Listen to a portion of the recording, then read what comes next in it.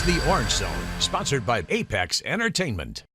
What's up, everybody? Happy Tuesday, and welcome into the Orange Zone podcast. We have Ashley Wenskoski, I'm Samantha Croston, and that is SU basketball legend Lawrence Moten. We're here today to talk some hoops, but before that, you might notice Moten's got his commander hat on, okay? He's a Washington fan. You got to feel pretty good right now. I feel really good.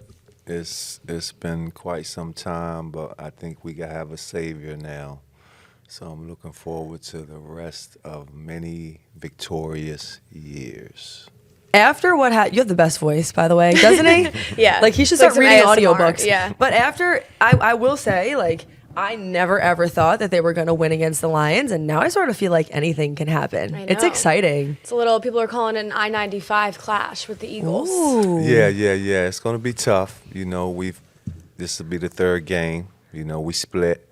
You know, they're a fabulous team, but we're playing with house money. You know, nobody expected us to be here, so no pressure. That's the best place you could possibly be. Dangerous when a team's playing with house money. Hell yeah, it is.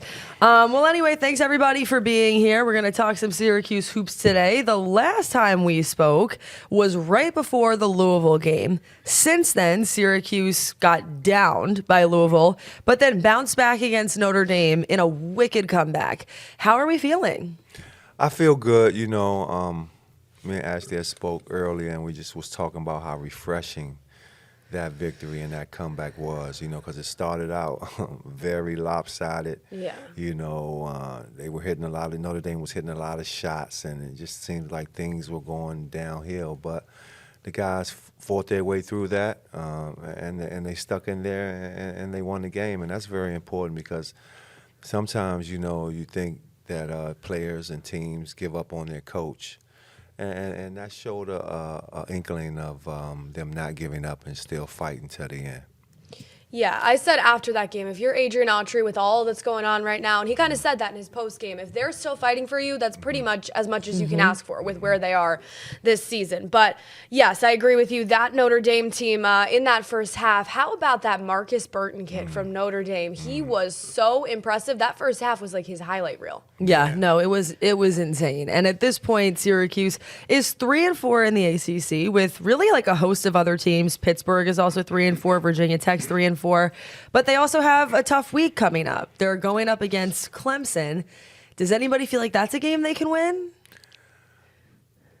I mean, Clemson's 15-4. They're pretty good again this year. Always tough to go into Little John on the road, I feel like. But we'll see. I mean, maybe this team has some momentum. They came back they were down by 17 points against Notre Dame. Maybe it sparked something in them. Yeah, anything is possible. But to be on the real side, it's going to be very tough. We have to play a top-level A-plus type of game to have a chance, I think, because Clemson has a bunch of veteran players, you know, and they seem to have them every year who play their role and do things the right way. It's going to be tough. That game will be followed up by a game against Pittsburgh, which I do believe is winnable. I will say this, compared to last week when we were chatting, seeing Syracuse in the middle of the pack in the ACC instead of at the bottom is a refreshing feeling. It really is. Sure. Yeah, they improved to 8-3 at home, which is a stat that pops out to me with that Notre Dame win. Obviously, some of those were non-conference games, but 8-3 at home is pretty good.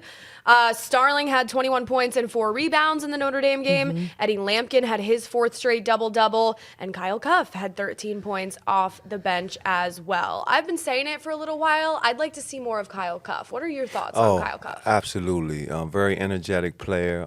Plays his role very well, and he's playing hard. You know, you can see the guys that are playing hard and giving their all, and you can see the guys that are taking plays off.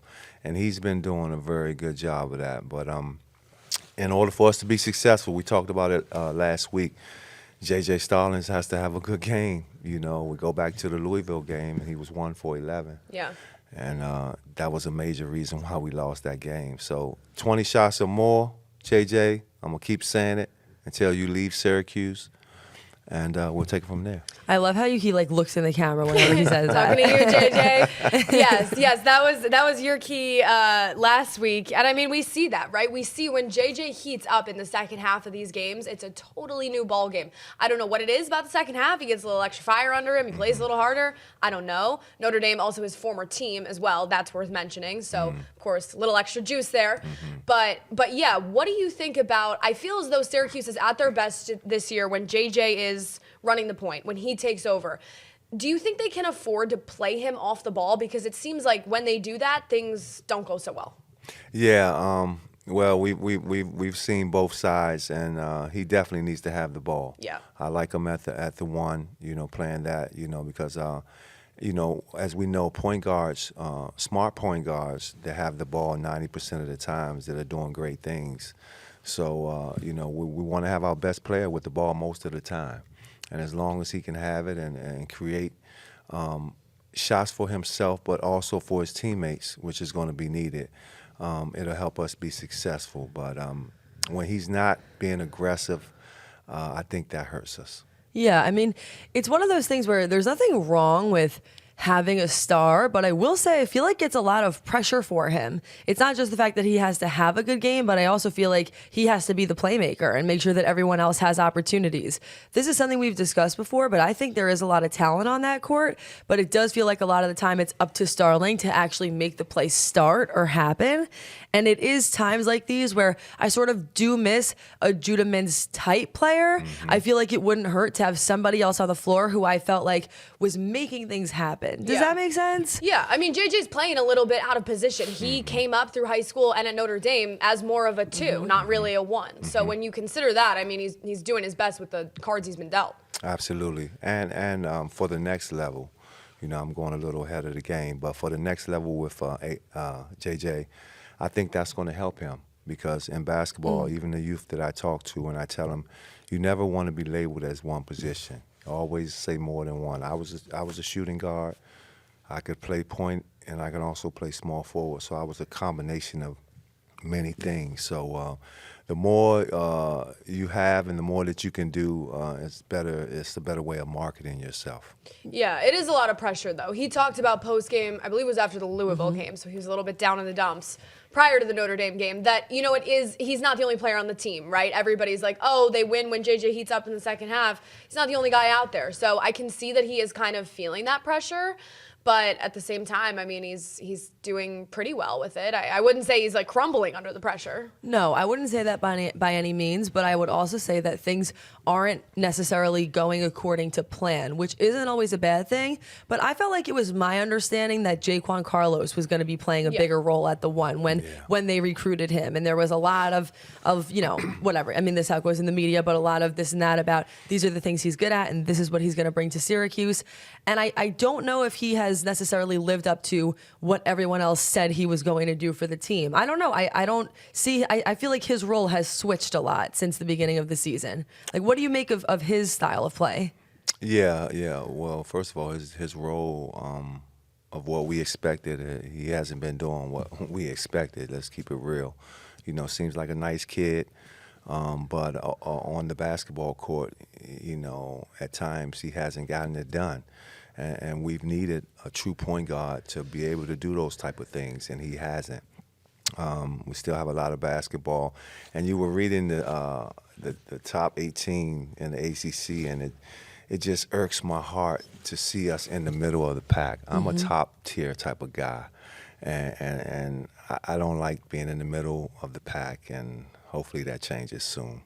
They're off the, this is a bad joke, but they're off the ACC tournament bubble watch. They're out of that danger zone. Yes. So that's why I say it in a positive way, but I totally understand where he's coming from. Yeah. Like that is not truly the Syracuse standard. Yeah. And I will say that is where a win like Notre Dame, it did make me feel positive and hopeful, at least to a certain extent. Listen, it would have been easy in a game like that to just give up. Yes. They were down by enough points where everybody could have decided to pack it in and go home. Yeah. Yes. And they didn't. Yeah. Like, that is something that no matter how this season ends, I will remember that. And I will remember the fact that JJ Starling was really at the front of that charge. Yeah, I'm most encouraged, like we keep saying, about the comeback in that game. Do I think Notre Dame is a top-tier talent team in the ACC? No. But do I think it says something to come back when you're down from 17 points in the first half and win the game? Yeah. To me, what you said earlier, Moten, I don't think they've quit on Autry. I don't think, he's lost the locker room in the sense that people are saying. Yes. Yeah, I agree with that. I don't think he's lost the locker room at all. Adrian's going to give it his all. Like I said, I've been to the practices. I see how motivated him and the assistant coaches are, and how they're pushing their players, and hopefully, like I said, we can just get back on that Syracuse winning traditional way that we're used to.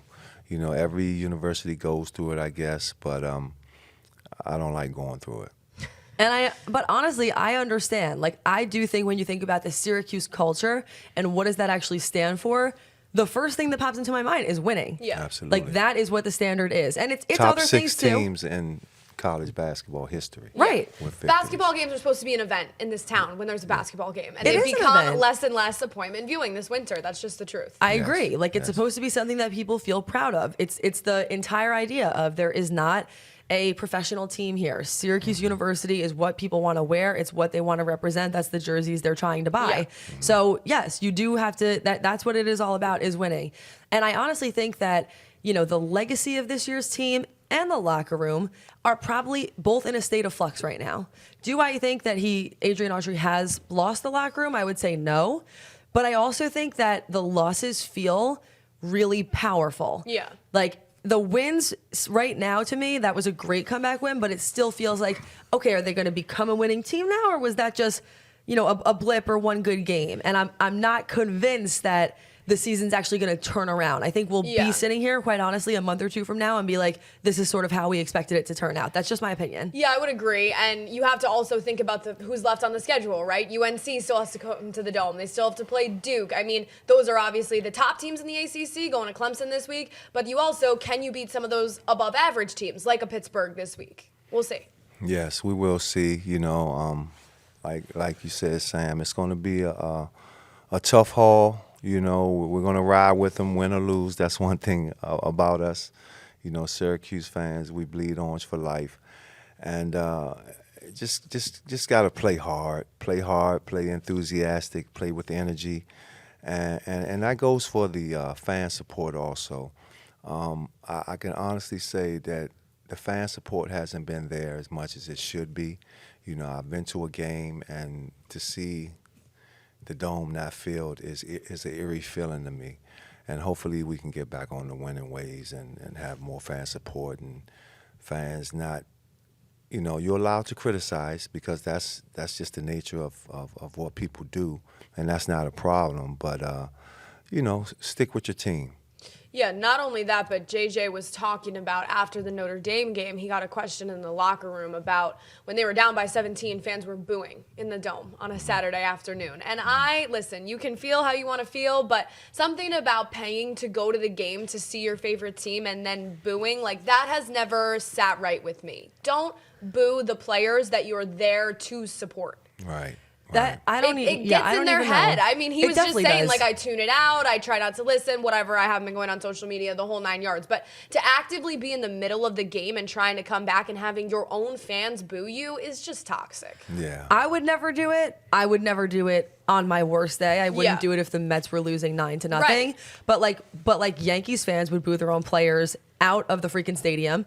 Eagles fans would do it and not even think twice. So I think it also matters a little if it's professional or college. I honestly believe that. Yeah. Like, do you need to, as a 45-year-old man, be booing a 19-year-old boy? Like, that feels... That's a lot. That's a lot Yeah. to process, you Yeah. know? Yeah. But, and also, like, I kind of go back and forth with that. It's like, it is a sports team, and obviously you want to go to see them win. So, of course, the attendance is going to go back, or it's going to be lower, I should say, when they're not winning. But it's kind of funny. Like, I know this isn't a direct comparison, but it honestly kind of reminds me of, like, a relationship between a husband and wife. Like, just because things aren't going well, are you just going to leave and not show up? Right. Like, I feel like that's how personally people take sports teams. Like, they're married to the game. So you got to kind of be there either way. I don't know if that makes you a true fan if you support them no matter what, or a true fan if you honestly criticize them when the team sucks. Like, I don't know. I'm kind of split on that. And just to play devil's advocate a little bit, these are college kids, and I Yeah. totally agree with you. We shouldn't be going to boo the team that we're supporting, but they get paid now. So if so-and-so isn't living up to the large sum of NIL money that he's getting,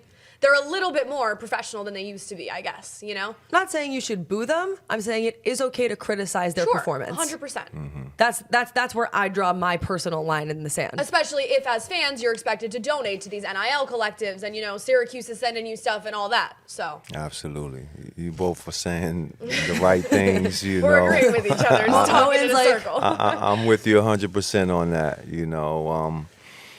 You boo, fans gonna boo, and it happens, Sometimes, it all depends on the person too, because I would take, it never really happened. It didn't happen at Syracuse when I was there. Let's get that straight. But I've been in arenas where they boo and everything, and you just can't let it affect you. You still have to go out there and do your job. And back to what we were talking about earlier as far as the players and everything.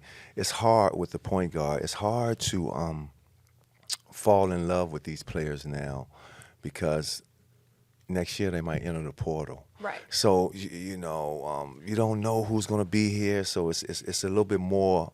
It's even more pressure on these guys now, I think, than when I was playing, because I knew I was going to be here for 4 years. These guys, now if it doesn't work out, they can leave and go somewhere else. So there's no more. The loyalty and the tradition is over. I've been saying it for a long time, and it's just a sad part of the reality of sports.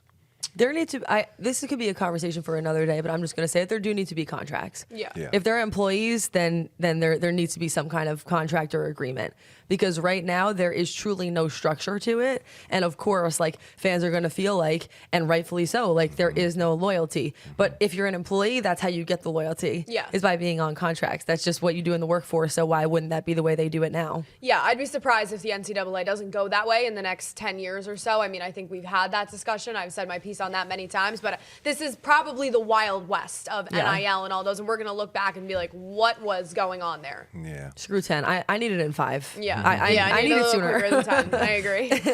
And for the youth, you have to be a stronger heart. Have more guts and understand that people are going to say things about you. People are going to talk about you, but that's not, they don't, some of them who may not know you as a person and know how you are. It is the way it is. It's just the media and how things go. The sad part about life is negativity sells. So the more that people talk negative about a team or about a person or whatever, the more they get accolades or whatever. And I look at even just, if I'm 8-8 or 8-9, and that's I'm not posting anything because we're still losing. Right. We're not a good team. So, don't be posting things when you're still not that good. Yeah. Right. No, you have a point. You have a point. That's a quality argument right there. Yeah. No, I agree with it. And honestly, because when you talk about, the people booing in, let's even just say opposing, stadiums or whatever it is, venues, I feel like you strike me as the kind of player who would have loved that. Oh, yes, absolutely. I see you like this, woo, bring it on. You know what I mean? Yeah. And I wouldn't mind seeing some of that, honestly. You got me reminiscing when we played Kentucky and the fans were screaming and hollering, Lawrence, pull down those MFN socks. and I remember looking at them and grabbing my socks and pulling them up even higher and saying, I'm going to give you guys 20 today. Enjoy this. So, have fun. I'm motivated. It's motivation. Yes. Yeah. I want to go look up his stats from that game and just see that he dropped a 25 piece, because that's probably how it went. I'm sure he did. Absolutely. Anything else that you guys want to say about this week before we get out of here? Worth mentioning, they're still without Donnie Freeman, right? Yep. He was a starter. He's missed 4 straight games. Adrian Autry keeps calling him day to day. I don't know how much longer you can say day to day when he's missed 2 weeks. I hate day to day. Me too, because it's just. Anyways, but he also went on ESPN Radio Syracuse and declined to answer if Donnie would be back this season. So that raised some alarm bells in my head, because how do we go from day to day to I don't know if he's returning? Yeah. That's a good one, Ash. I haven't did my history on that. I hope Donnie gets well. Yeah. Being a Syracuse guy and a Washingtonian, and I hope the best for him. That's so funny. Washingtonian. Yeah, I like that. that's nice. That's nice. Yeah, no, I agree. I think end of the day, this is the team, the kind of team that really needs every player. And Yes. Freeman was an impact player when he was out on the Absolutely. court. So Yeah. we're hoping that he is able to be back out on the court again soon. Otherwise, go Commanders until they face my Bills. And go Bills. Okay, I appreciate that. See, that's good sportsmanship. Thank you, everybody, so much for joining us. We will see you back here next week.